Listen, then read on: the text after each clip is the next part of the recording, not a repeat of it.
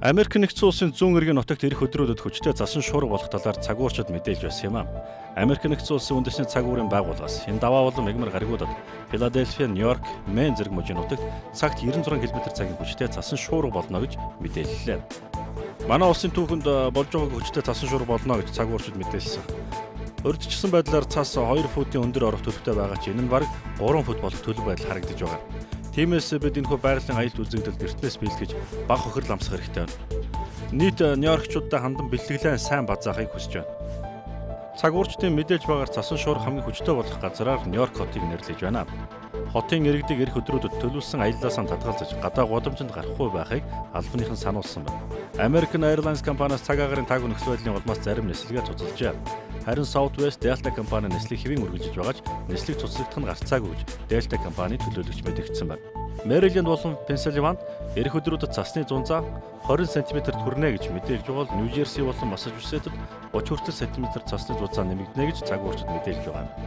Америк нэгдсэн улсын зүүн эргийн бүх нутагт цас аргалагч машинууд бэлэн байдалтай байгаагаас гадна дэлгүүрүүд бараа таваараа нөөцөлж эхэлжээ.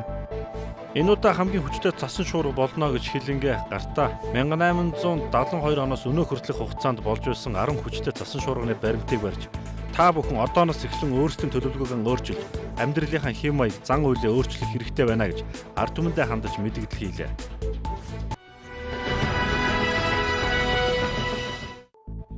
Их хэмжээний цас орж байгаагийн улмаас Нью-Йорк хотод гудамжинд цас аргалагч машинууд тасралтгүй ажиллаж байна.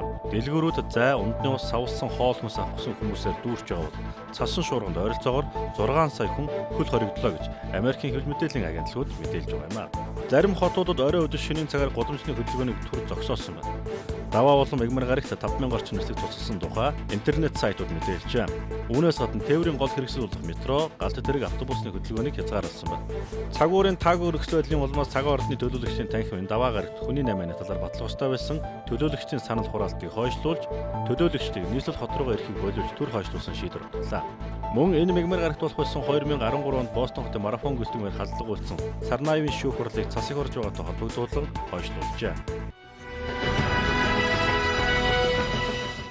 Малайзийн авиакомпани вебсайтыг IS бүлгийн дэмжлэгтэйгээр хэсэг бүлэг этгээдүүд хакерджээ.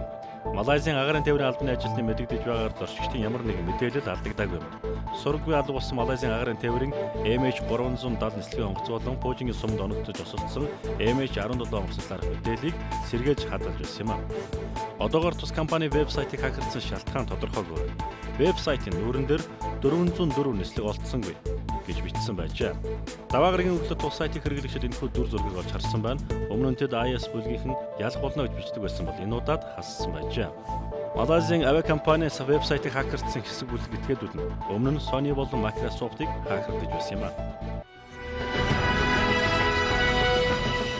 Грекийн байлдааны онгоц Испани улсын нутагт осолдох үеэр 10 хүн амнасаа алдлаа гэж даваа гарагт Испани улсын Батлан хамгаалахын сайт мэдээллээ.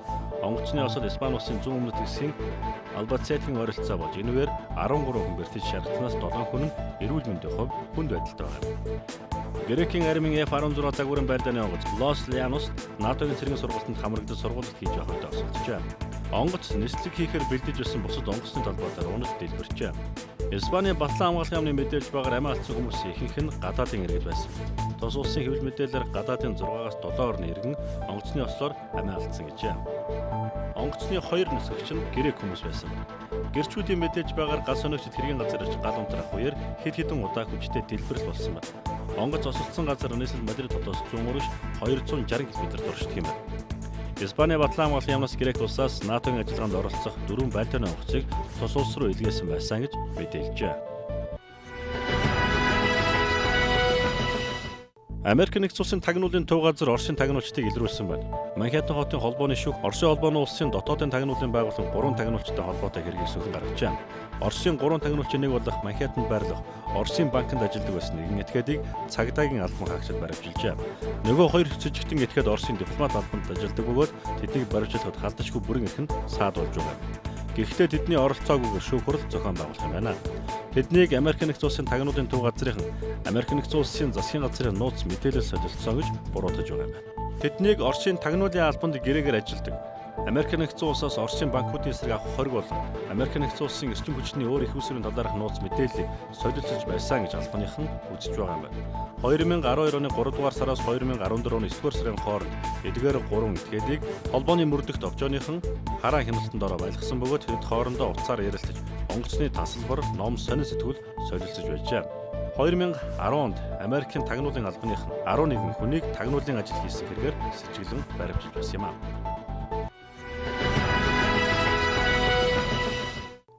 Алексис Ципрасын тэргүүлдэг Сириза намыг дэмжигч түүнээс илий хүзүүдийг хүлээж байна. Юуны өмнө залуу грекчүүд зүүнний хүчний намд илүү итгэл найдвар хүлээлгэж байгаа юм аа.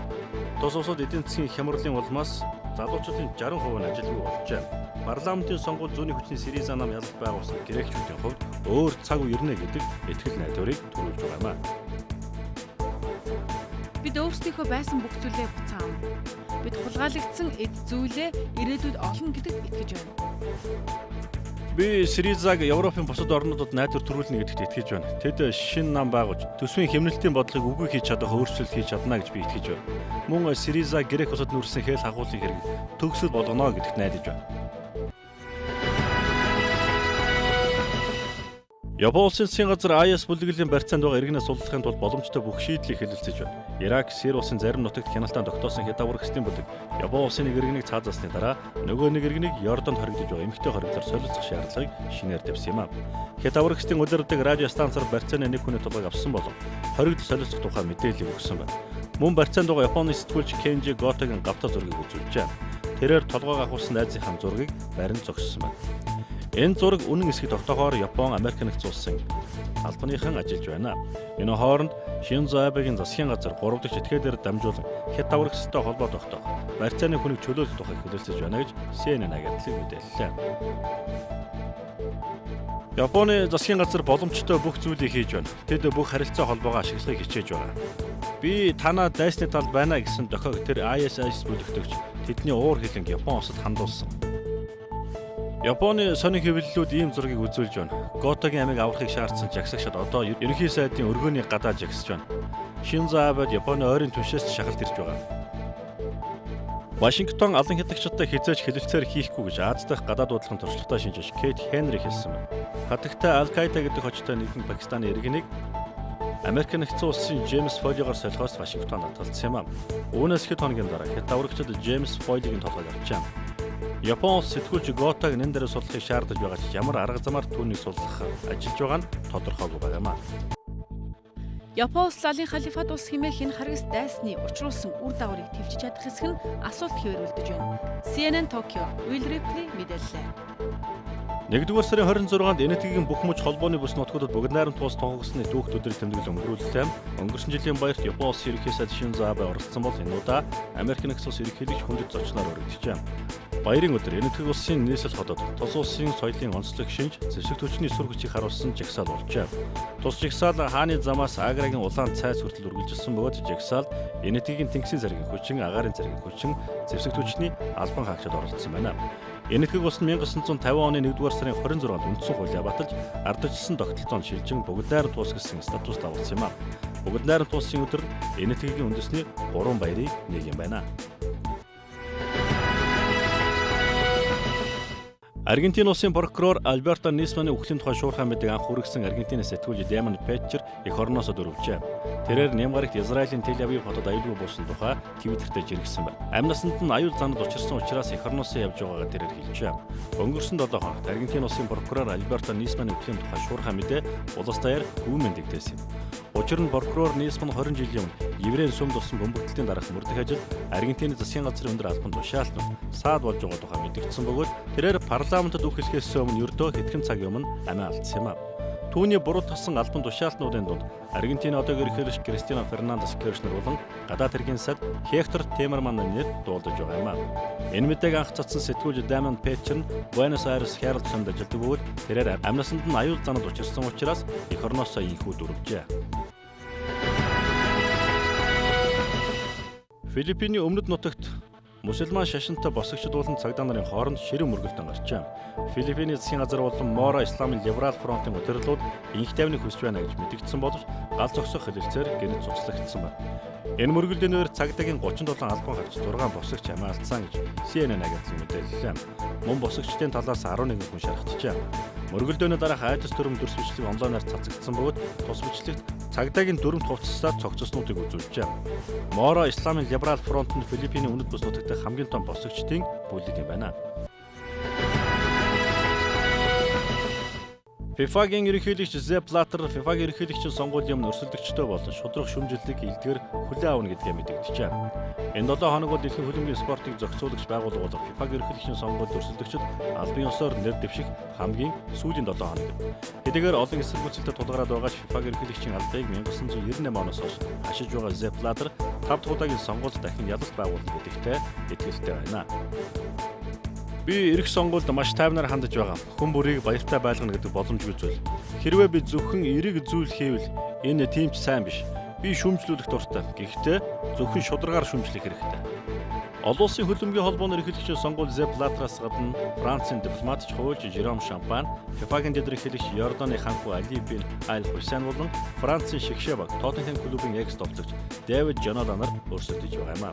Энэ оны 5 дугаар сард Цюрих хотод болох FIFA-гийн конгрессийн уулзалтаар ерөнхийлөгчийг тодруулах юм а. Нямгарагт болох Super Bowl буюу Америк хөлбөмбөгийн аврах шалгаруулах тэмцээнд оролцохоор New England Patriots багийнхан Аризонаг зориуллоо.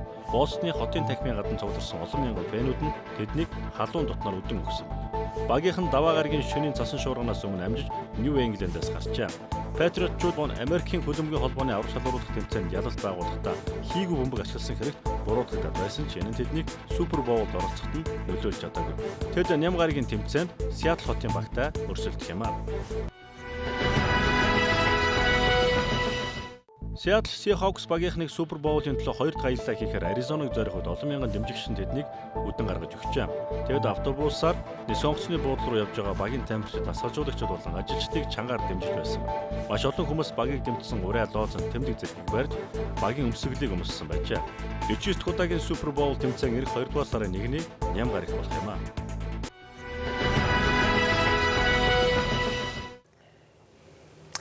Мегмар гарагийн ээлжийн мэдээ хөтөлбөр өндөрлөж байна. Бидний бэлтгэсэн мэдээллийг сонгож үзсэн танд баярлалаа.